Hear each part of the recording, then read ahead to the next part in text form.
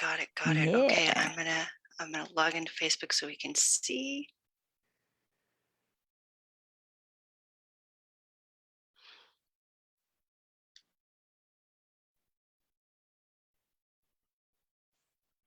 Hi, good morning, everyone. Hi. Good morning. Good morning. Just gonna share this to the groups. We're sharing this to the Women with PTSD groups and the Diverse Paths to Recovery group for now.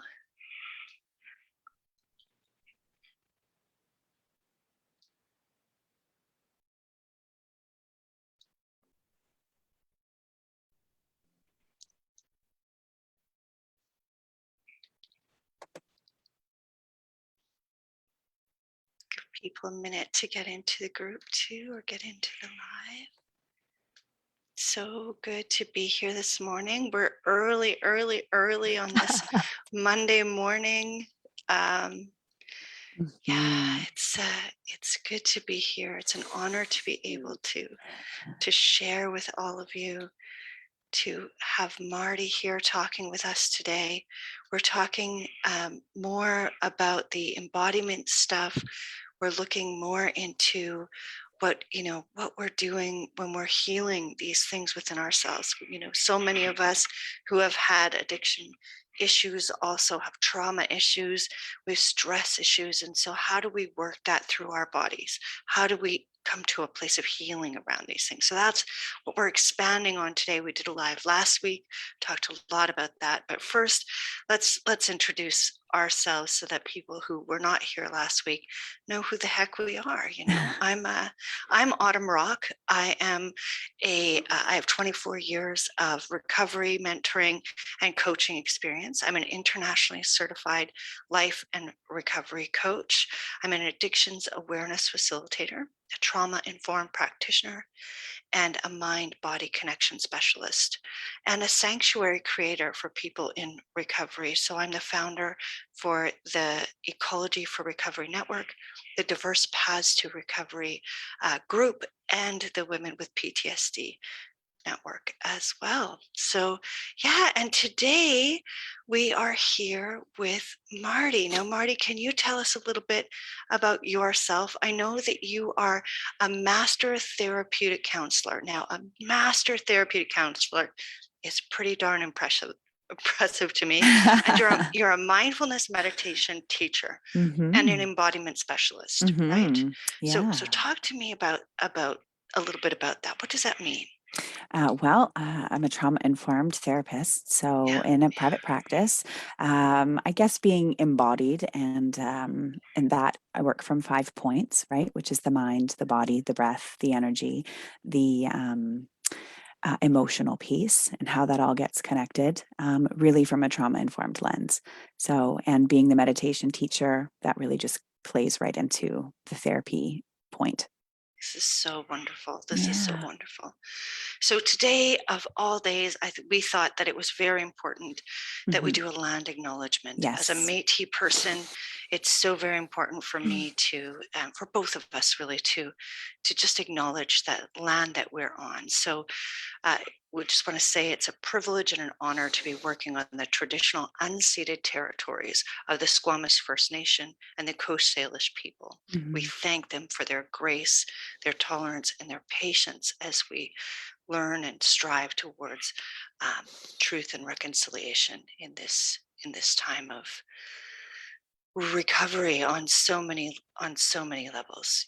So many levels we're striving for recovery. So yes, welcome, and we're very glad to be speaking to you today. So let's talk a little bit about that. Let's talk about what's what are we talking about? So you said mind, body, energy, emotion, and what did I say? Mind, body, energy, emotion, and breath. Yes, right. breath. Right. So last time we had people breathing. We started, we said, okay, where can we start? Right? Yeah. Where can we start? And we started people with just take a breath. Just pay attention to your breath. How many times this week can you catch yourself breathing? Right? How I'm many so times can curious you about that. How did that work catch out? yourself Yeah. breathing? Yeah. Yeah. Yeah. So let's talk this week. We wanted to talk a little bit about emotion. Yes. How Yeah. it presents itself in the body and being curious Right. about that. Yeah. So oftentimes when we're stuck in our trauma, we get triggered. We could be, walking down the sidewalk and we hear a loud noise, and we are so unaware that these small things can take us right back, right? It can be a smell even. Our body is so powerful, it can take us back. So Well, it being has such great curious. memory. Cell memory Right? is, The yes. memory is Yeah. incredible. Yeah. Incredible. Yeah. So what that looks like in your body. And so the minute that you're curious about what's actually happening in your body, you're out of your experience and into the present moment. So you are out of that trigger point, right? And really Absolutely. in where you are right now, which is the whole goal of not reliving your trauma. Exactly. You do not need, which is what we spoke about last week, you do not need to relive your trauma to heal it. This is it. Right? It's showing up now in the present moment. And that's what we need to pay attention to. Yeah. Why is it not necessarily why, but how is it showing up right now? This is the curiosity piece. How is it presenting itself in my body right now? Yeah. Right. It's quite amazing, because this in practice, as I walk through my day, as I've been practicing these things for 8 years, I started the curiosity piece like a long, long time ago. Yeah. First, it was interesting because first I needed to learn to come back into the room. We talked about just coming back into the room. So I needed to breathe, and then I needed to just come back into the room.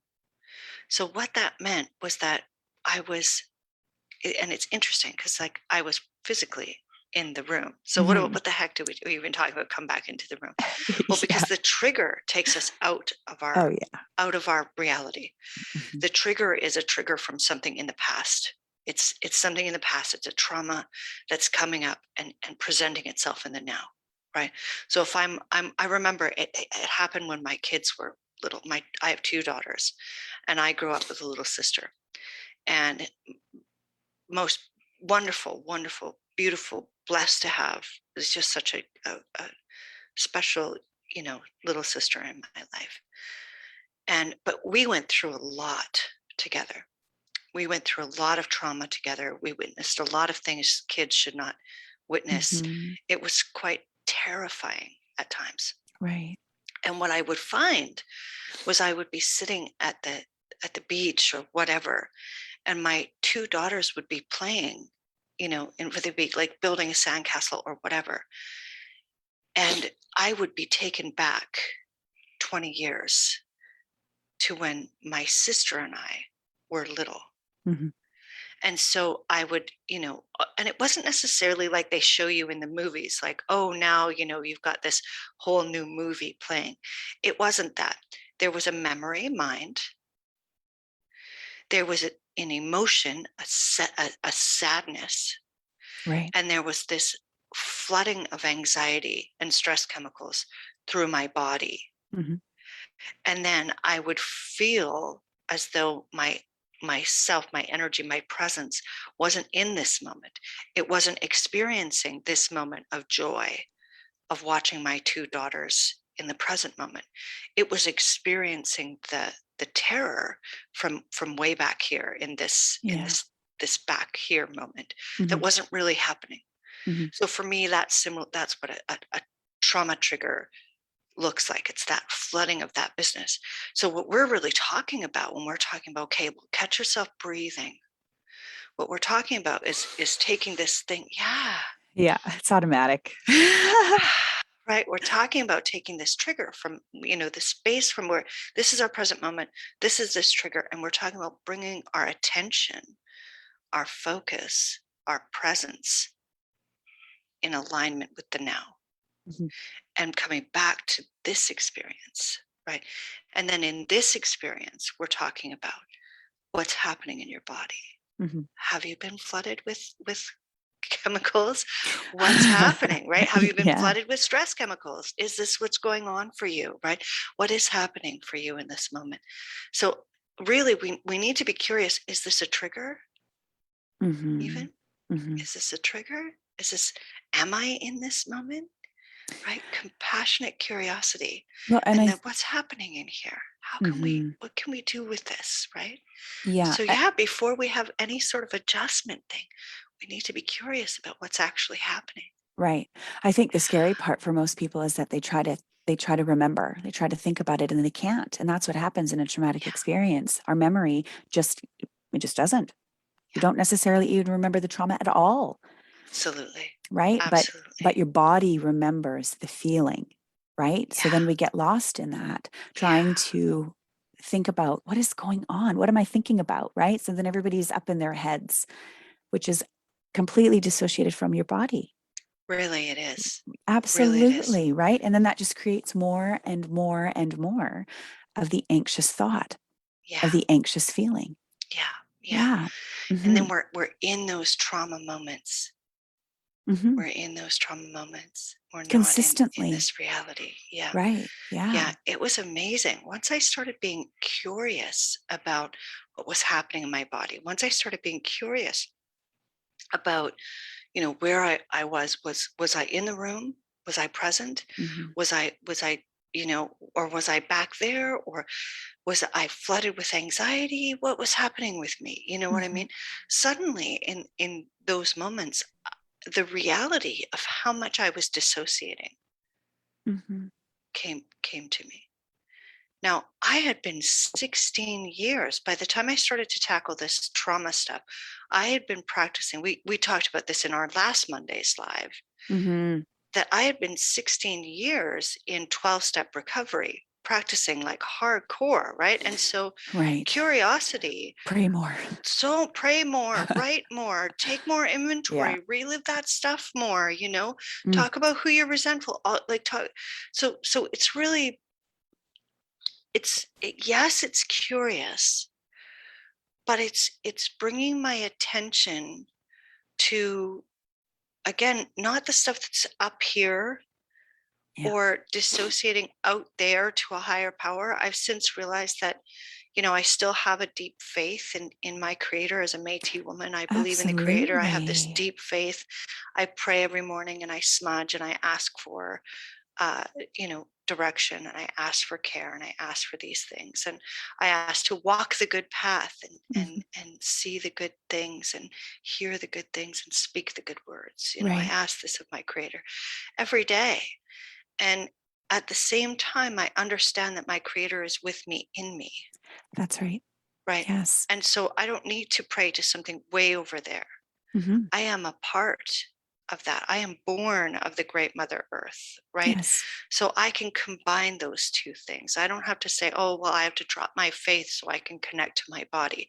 I can do both. Yeah. And this is a beautiful thing, right? Because we don't want people to, one of the things I've been striving to do recently is to combine these two practices in a way that works for people. There's so many people who find success in 12 step, and then there's so many people who don't. There's so many Mhm. people who find 12 step re-traumatizing. Mhm. There's a lot of almost Christian lingo there, and that can be very triggering for people. Mhm. And some people need a more science-based rather than spirit-based walk. And so we work really hard, especially in the ecology for recovery, to find something that can collaborate, cooperate with whatever practice you're doing. Mhm. And as we're looking at curiosity, what we're saying is just extend that curiosity from what you would write in your step 4, from what you would be taking inventory of. Extend that curiosity to what's happening in my body right now, Yes. Of me, being of of me, me, in of me. me, in That's me. right. Yeah, Right. what's happening in me and of me right now, Yeah. and reconnecting with that, reconnecting with what's happening in your heart, what's Mhm. happening. Is your heart beating really fast? I gave Mhm. one of my children a hug last week, and their heart was beating so fast. And I Mhm. said, why is your heart beating so fast? And he said, I don't know. And I Mm. said, okay. And then I just held him a little while longer Yeah. because, this is co-regulation. Yeah. And then his heart just slowed down. Yeah. It's It was almost the like you most feel their beautiful bodies thing. just, just It's melts a little. wonderful. It's Mm-hmm. wonderful. Yeah. Until I got into this practice, I felt regularly what we would say was dis-eased, a Mm-hmm. lack of ease and comfort. Yes. I genuinely felt that way. Mm-hmm. And they make these promises in recovery, and I would get and until this stage of my recovery, until embodying these principles, until understanding how this body works and how the memories are and how the Mm-hmm. flooding happens and how I can really stay, I didn't have that. I didn't have any ease and comfort. Mm-hmm. But suddenly, upon learning to regulate my nervous system, upon learning to stay in this moment, suddenly the ease and comfort finally came. It was beautiful. Yeah. I mean, we talk about the parasympathetic nervous system, right? And what that is a Right. calm state. Yeah. Nobody Yeah. wants to be all jacked up all the time or angry or agitated, frustrated, or Completely just, shut down, dissociated. Yeah. numb, right? Yeah. Who So wants to live that way? absolutely. So I say this too. Okay, if it's really difficult for you to, if it's too hard for Hmm. you to pay Hmm. attention to what's going on with you, then Yeah. just for a moment, be Yeah. curious about someone else. Yeah. What do you think is going on with them right now? Just have a look at their body. Yeah. My son Yeah. came home the other day. This was about a week and a half ago, I guess, and he'd witnessed a really bad car accident. Wow. And Wow. so, right away, I go into, okay, what are we doing here? Mommy counselor brain. Yeah, Mommy right. So I counselor put on brain. the Yeah. hat and Yeah. I'm thinking, Yeah. okay, this is a traumatic experience and I cannot wrap them in bubbles. Trauma is just something that happens. It's And I'd like everywhere. to Yeah. also talk about that too Yeah. later. Yes. Yes. Uh, yeah, what that looks like. Anyways, he comes home and I can see his face is pale. Wow. He's moving his body in a way that I'm not really used to. Yeah. He's running around really quickly around the island. And then he's talking about things Oh, that, he's trying to burn off that but energy, and he's not aware right? of All what's that going on. adrenaline. Obviously, yeah. So then he's talking about things and he wants to show me things and he's just like this. Okay, let's do that, but let's actually be aware that we're doing it because I know exactly what's happening, Yeah. right? He's got Yeah. this flood of Yeah. adrenaline. Yeah. And so now we start jumping around and we're dancing and we're moving and we're doing all this stuff. And he's got a little bit of color comes back into his face. Now he's getting a bit flushed. Okay, so we're Good. moving it Good. around. And then Good. I slow down. He's still going. And then he stops. Yeah. And I said, well, what's happening? I feel good. I said, that's it? Yeah. Yeah, Mom. Yeah. And so then, well, what happened? Do you want to talk about it? So he plays it out. He went and got a couple cars and he played out the scene, did that. Yeah. And then his body started to move a little bit more. And so we did a little bit more of that. We Yeah. did a little bit more moving, but Yeah. just being curious if we can't do it with ourselves, what's going on with our neighbor, right? Right. Yeah. Yeah. What's happening there? Yeah. And then he's good. He really is good. And understanding that trauma happens and it's Yeah. not actually what happens in that event. Yeah. It's the absence of the empathetic witness Yeah. after the event. How Yeah. do I get rid of it? You can't process it. It gets stuck in our Right. body. That's That's what right. happens. It gets stuck in there, That's literally. right. Yeah. Right. Yeah. Peter Levine in his work, he talks about, these stages That's right. of release. Yeah. Right. He talks about these stages of relief. And there's two things that really stuck out in what you said. Mhm. One is that our body needs to release the energy. Mhm. Right. If we look at like a duck on the water, you've Yeah. seen a group of ducks, right? Yeah. And they're out there and they're going along in their ducky little life, they're cracking jokes, wah, wah, wah, wah, wah, they're all good. And then Mhm. the next minute, what happens is they get into like somebody gets into a scrap, and then they're and you'll see they'll have like quite a traumatic fight with one another, Yeah. right? But then what they'll do is they'll sort of go away from each other, and they'll take their wings and they'll flap them rapidly, and they'll literally like be shaking Yes. off the trauma of that event. That That's the right. animals know how to do this instinctively, Mhm. right? They've mapped out deers and what deer do Yes. after being chased by a wolf or chased by a predator, That's and right. literally they allow their bodies to shake. Now this is what we're seeing is a huge problem in, especially, and I don't want to be sexist about these things, but I want to say especially in the male population, Okay. right? We are shamed. Anyone who is considered masculine. I'm a two-spirit Métis person, so I Mhm. have a masculine side as well as a feminine side. And men in our culture, in Western society, I'm not sure about other cultures, but I know that in our society, you're not to shake. You're not to shake ever, ever. Well, if you cannot shake, your body cannot work the trauma You can't release it. out. You That's cannot right. release it, right? That's right. The other thing that Peter Levine says is that, we also need to cry. Well, how many Mhm. men can just cry freely, Yeah. right? First, you shake, then you get this energy, this angry energy, this rage. Well, what's the rage about? The rage is about survival. The Mhm. rage is about, this is no, I don't want this attack on my being, Mhm. right? Of course you have rage. Let it move through the body, Yeah. right? Yeah, Yeah. just let it go. Mhm. Like, and people think, well, if I allow my body to express this rage, I'm going to hurt someone.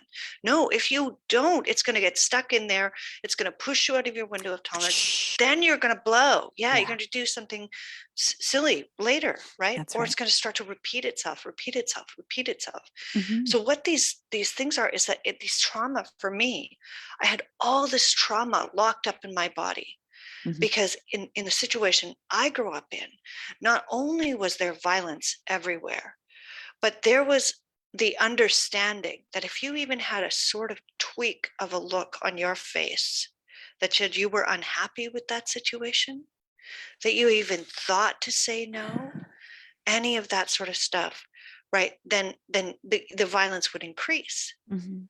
And so, there was no safe way to express, there was no safe way to release.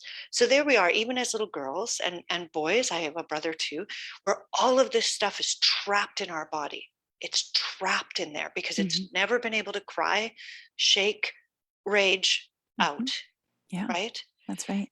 And so then what happens? We either acted in, I'm an acted in person Mhm. and an acted out person, Yeah. right? So when I'm acting in, I'm overeating.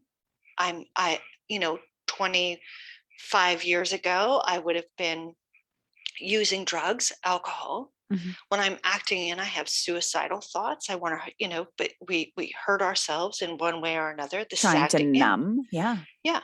Mhm. Or we acted out. Acting out is when, I yell at somebody, or I, whatever, or punch a wall, or this sort of stuff. This is acting it out, Mhm. right?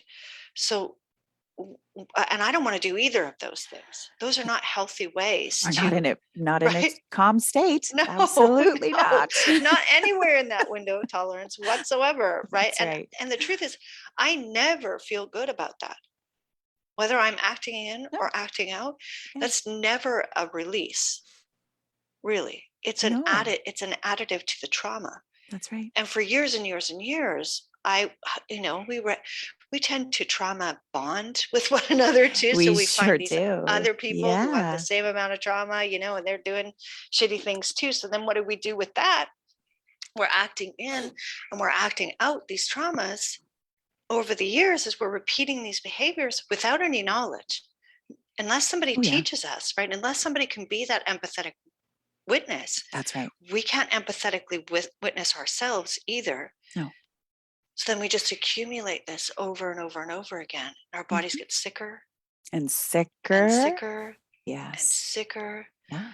And so then at some point, we're either going to break physically, mentally, spiritually, emotionally, Yeah. energy wise, it's gone. Mm-hmm. Right? How many of the women, especially, the trauma women that I work with, have things like fibromyalgia, chronic fatigue, All all of trapped, these all things, right? trapped emotion. All trapped emotions stuck in our body, right? Yep. So just this business of this example of yours, Mm-hmm. right? Yep. Where your son was able to work all of that out. Mm-hmm. Immense. Yeah, but I mean, if we don't know it, right? I What mean, are we this going is to do? what I love Peter Levine's work, because when I did all of that, it's so clear. I mean, and just listening to you talk about being an adult Yeah. and bringing it in or behaving it out, Yeah. right? Yeah. I mean, children, that's what children do. This is not just about being an adult. This is what children do. Of I mean, course. We learned it as a child. of course, but Yeah. this is where my child has behavioral stuff going on. Right? Well, yeah, okay, well, let's just have a quick look. Yeah. Right? My Yeah. daughter, my son, they do the same things, right? Yeah. Yeah. If there's a lack Yeah. of regulation in that moment, because there's nothing perfect about life, No, no, right? and And it's going to come that's out, right. right? And Absolutely. each of us have unique needs. That's Like right. it's very interesting. Absolutely. I run a daycare with Mm-hmm. 12 kids in Yeah. that daycare, Yeah. right? And and and I, at the same time I was sponsoring a bunch of adults, Mm-hmm. and doing all this work with people. And I'll tell you this. And then I had a foster care where I had 5 kids, and they would say, "Oh, these children are special needs," right? Oh. And Mm-hmm. it was very interesting because my Right. response was always, "Every child is special needs. That's right. Every person is Everybody. special needs. You, Marty, are Yes. special needs. I sure I am am. special needs." Right? We all Yes. have special needs. There's not one of Yes. us that isn't Mm-mm. special needs, Yeah, right? that's There right. just really isn't. Mm-hmm. And so that was very interesting. It would surprise the parents. They would look at me like, Yeah. "Really?" And I'm like, Yeah. "Yeah." And it's just about whether I'm the right caregiver to meet those needs. Right. I think And that it's because, sorry, I cut you off there. no, no, no, no, please continue. I just think it's because people have this assumption of what trauma is, and that Yeah, makes the special need. But trauma yeah, is the dog barking and the high chair flipping over at the same time. We associate the falling backwards to the body response. yeah, That's a traumatic yeah, experience. It's yeah, not just a witnessing a car accident. It's not these really big life-changing events. Trauma can be really small things, and it's the yeah, accumulation of them. This is the pile up part yeah, of the trapped energy yeah, from the experiences, from having to withhold that and yeah, push it in all the time, yeah. consistently. Mhm, That's what trauma is. mhm, mhm. It's not just the one experience, True, true, true, right? true. Yeah. And it can be this, we talk in our coursework at the Ecology Network. We talk in the course where we talk about small T's and big T's. Mhm. That's it. And Yeah. yeah, and we talk about small T's, you know, and I'm not sure I even like those designations because they're Yeah. all just trauma. They're Yeah, all they just all are. T's. Hmm. But I think what happens is people look at someone like me who's been through a lot, Hmm. and there was homelessness involved and all the things in my story, and Right. and they look at me and think, "Oh, well, my trauma is nothing like that, so I don't have any excuse," right? But that's not true. No. Trauma is anything. Now listen to me. If you are watching this show right now, trauma is anything, anything, anything Hmm. that overwhelms your nervous system and makes you feel like you need to either shut down or act out. So trauma is anything that overwhelms your nervous system. This can be neglect. This can be, like you said, that the dog barking while the chair falls over. This can be anything that overwhelms your nervous system. This can be an unkind teacher who put you out in the hallway. Yeah. It's not so much as it overwhelms your nervous system, and your nervous system in that moment isn't able to cope. That's a trauma. Yeah. And so, as and if it repeats itself, now this is where we have a longer term trauma response. Some people would say, "Oh, this is a trauma disorder." I don't agree. I think this is a longer term trauma response. This is your body asking you over and over and over again, hey, we still have to work this through, this is still stuck over here. Remember this, what happened, with this over here. We still need to heal this. This is my body saying, okay, it's still here, love. Let's move it through. I need you to move this through. So I no longer think of my CPTSD, that's my diagnosis, complex post-traumatic stress disorder. I no longer think about it as a disorder. I often will say, we'll take that. I use it because people understand it, they get it, but I don't resonate with that. I say I believe it to be a response more than a disorder. We're not really meant to go through our lives, one excruciating trauma after another and never work that through our body, right? Yeah. And when we're not allowed to cry and we're not allowed to get angry, that's the other thing for women, right? We talked about men. You're not allowed to be sad, and you're not allowed to be too empathetic, right? Don't be a bee, they tell them, right? Yeah. If you're too empathetic. So what do you have if someone can't be sad, they can't be empathetic, and then they can't, and they can't shake and be afraid ever. Yeah, well, So what do we call people with a complete lack of empathy for themselves and others? Yeah, well, And then we're puzzled why so many men are acting like sociopaths, right? yeah, We're puzzled absolutely. about that, but we're setting men up for that. Sure. When we tell them you're not allowed to have empathy, we're setting up for problems, right? Yeah. Now, on the other side, it's interesting because we've pulled these puzzle pieces away from people based on gender, Yeah. right? Now, on the other side, is there a safe way for women to get angry? Is there? Well, Is there? Go to work one day and express that you're angry, right? That, right? You're no, a it's ball hormonal. breaker. It's hormones. She's insane. She's crazy. Yeah. Right. Yeah. So get angry. Raise your voice. Say, I'm really angry about this, and this isn't okay. Right. You're going to get all of that. But if you're angry and then you cry, Yes. right? Still, you're crazy. She's what do they call that? Like emotionally unstable. Unstable. Yeah. Right. Oh, look at crazy woman. Just another crazy woman. Right. Yeah. So you cry. Try being cold. Try. You shut down because you're angry. Yeah. Then you're a cold-hearted whatever. Oh, yeah. None of these Right? things are okay. None of these things are okay. Yeah. For There's no anybody. safe way. There's Yeah. no safe way to express anger. Men, they're allowed to express anger. When he's expressing the same anger at work that she's expressing, wow, he's really an authority figure. Let's listen to him.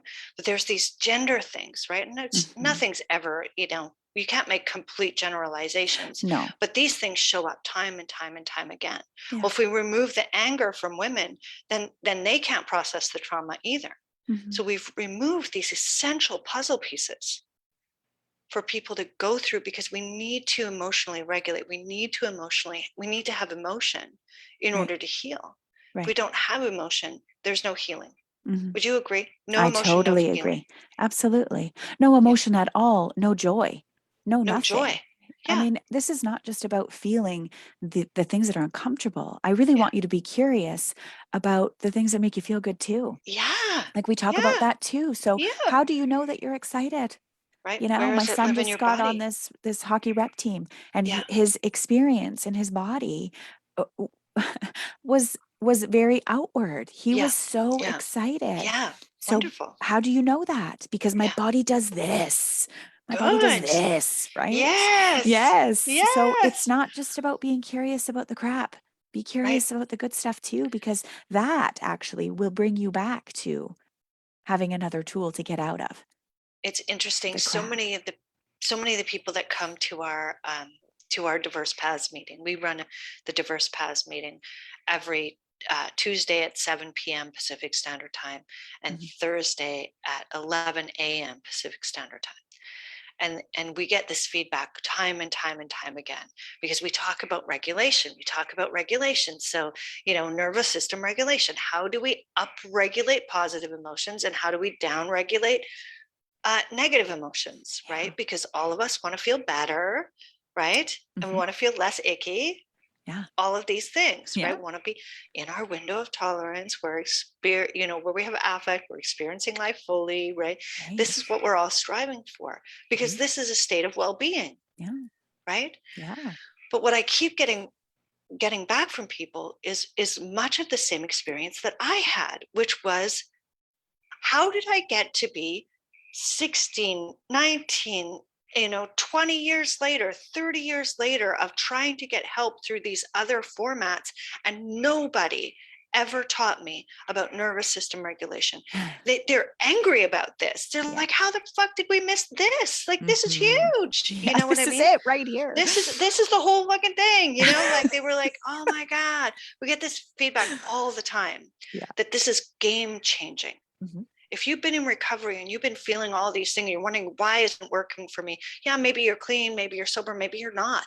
And you're wondering, why isn't this working for me? Seriously, work with someone, learn to regulate your nervous system.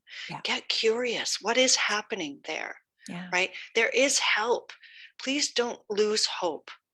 Right? This is the problem over and over and over again. And for those of you who are suffering from addictions, especially if you're suffering from both trauma and addiction combined, it's very easy to lose hope. And it's very easy to then hurt yourself more, hurt yourself a lot. So please don't do that today.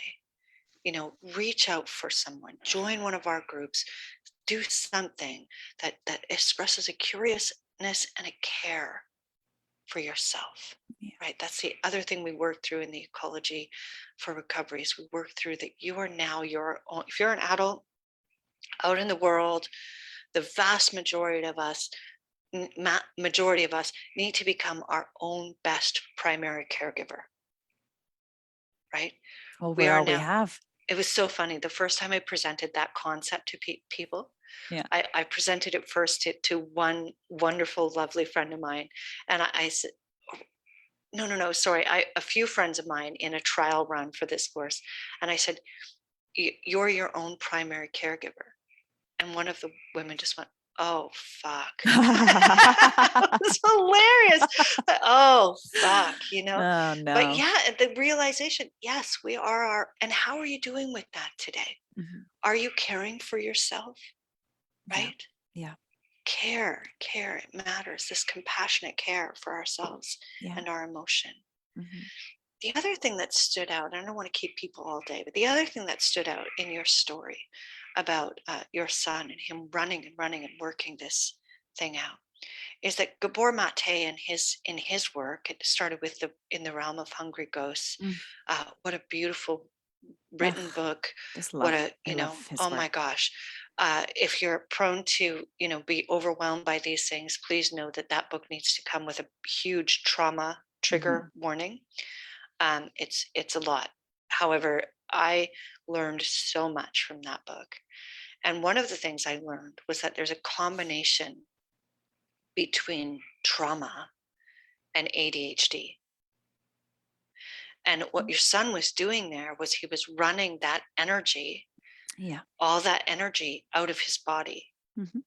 But for people like me who have nowhere to put that energy, I also would say that I have the vast majority of the symptoms for ADHD. Right. Even in adulthood, the brain doesn't shut down. Sometimes it's hard to sleep because it's and so and the it's changing of channels all by itself. Right. Again, I'm here one moment, I'm there the other, because it's so it's very interesting how this can manifest in different expressions. I don't even want to say disorders, right? No. They're just different expressions of trapped energy. That's what I call emotion, energy in motion, right? Energy in motion. So it's trapped energy in motion in our bodies, right? So then what do we do with this, right? So as we start to heal these things, this curiosity. So yeah, beautiful. Thank you. Oh, thanks, Autumn. It's always such a pleasure. I love Monday morings. 7 a.m. Me too. 7 a.m. Monday mornings, early. Oh my goodness. But yeah. So last week, we left you with pay attention to your breath. Pay attention to your breath. Yeah. How many times can you catch yourself breathing? Mm-hmm. So, let's continue with that, Yeah. but add to it curiosity. Mm-hmm. Yeah. How, not the why, the how. How am I feeling? How is this showing up? Yes. Yeah. What's going on in my body? Yeah. It was interesting. I like that how and not the why, because there's a lot of practitioners out there asking you to remember the why. Yeah. And by remembering the why, I'm right back here. Yeah. Trying to remember the why re-traumatizes me. And the why, I don't know why. If I knew why, I wouldn't be sitting here. Right? Yes. Yeah. It's like when somebody, like I lost my glasses. Somebody asked me, well, where did you put them? Well, if I knew where I put them, they wouldn't be lost. That's right. Right? They wouldn't be lost. And, fast forward, really, we all know why. Yeah. We know why. And we so don't need to there's go back no need. there. Yeah. We need to see how, and then how can we work this through? How can we manifest differently? How can we walk through it today? Yes. Yes. Yeah. And what do I need? That's another question I need to ask. Absolutely. What is showing up here? What does it feel like? I will say, oh, it feels like a lump of coal in my throat, right? Where? Yeah. Where does it show up? It shows up in my shoulders. It shows up in my neck. So many of us, it shows up in our jaws, like in our chest. In the chest, in our stomachs, right? Yes. I remember when I reconnected to my stomach, that wasn't fun. Like all of a sudden it was like, oh my gosh, I can feel my stomach and I can feel it doing like flip-flops now that I'm anxious. And I don't think I like this. Like, can we shut that part back off? And there's a whole science behind that, right? Like that's your dorsal vagal. It's early, I suppose. Maybe I haven't finished my coffee. And actually how that part of the brain. Dorsal vagal nerve. Yes. Is that it? Yes. The dorsal vagal. Yes. Yes. And it's actually connected to your GI tract, which is down in all of your intestinal stuff. And so it will send that signal down there. Right. Yeah. And that's the back part of your brain. And that's the part, that's the shut off. That's the numb. That's that. There's a whole piece about that. You asked me about that last week. Huge. And we should get into that more next week. I think I think let's talk about that. Now we're talking about we've talked about breath. We've talked about curiosity now. Yeah. And next week, let's tie that into how it's connected, how the science connects our brains and our body. I would love that. In this very interesting way. Yeah. That we can teach people, and why we shut parts of our body down. Like we can shut whole parts of our body down. I didn't feel that in my stomach for years and years and years. That's right. Then it came back just in time to save me from an abusive relationship. Every time I was near the person, right? Every time I was near the person, my stomach started and I remember in the last time we saw, I said, I think you need to leave now. And they left, and I closed the door, and my stomach stopped doing that. Right. And it was interesting because it could not have been a clearer communication from my body. Right. That was it right there. That was the problem. But if we've not ever trusted our bodies, we're not going to. Right. Yeah.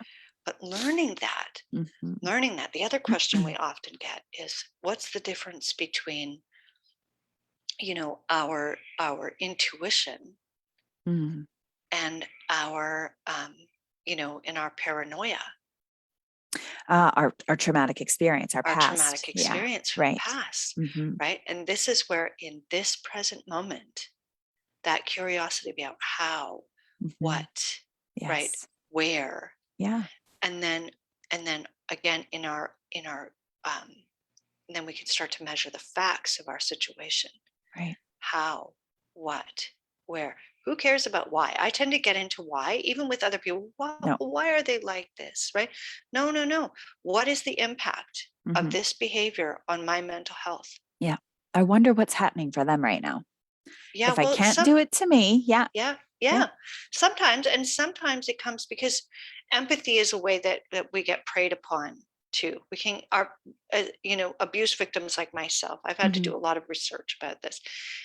Over empathy, like empathizing with someone else all the time, Yeah. especially in relationship, can leave me victimized. So I have to go within myself and say, is this okay for my well-being? How is this affecting my mental health, my physical health, my emotional self? How is this affecting me? Yeah, well, this is about boundaries. That has to matter. Yeah. That has to matter. And this is the thing, when we start to be curious about ourselves, when we start to pay attention to ourselves, even just enough to catch the breath, we start to care for ourselves. We actually start to care about what happens to us. And we can better tap into our intuition and our body's knowing about how to protect ourselves. Right. Right. Because when we love something, we protect it. That's right. So, there's so much to be learned here. So much. But we can get into all that. There's just so much. So it's just so exciting. We could just keep on keeping on. Yes. Right. I mean, I could for sure. There's so much knowledge. There's so much glorious knowledge within our body when we can connect all of these things. Yeah. And so as we strive for well-being, I just want to say to everyone who's watching, we please do feel free to reach out for us. There's a professional support page on the Diverse Path to Recovery website. You can reach out to us in the groups. We have the Diverse Path to Recovery group, the Women with PTSD, a Trauma-Informed Realm group. Look for my name. We've started those groups for you. They're about you. They're to help support you in your recovery.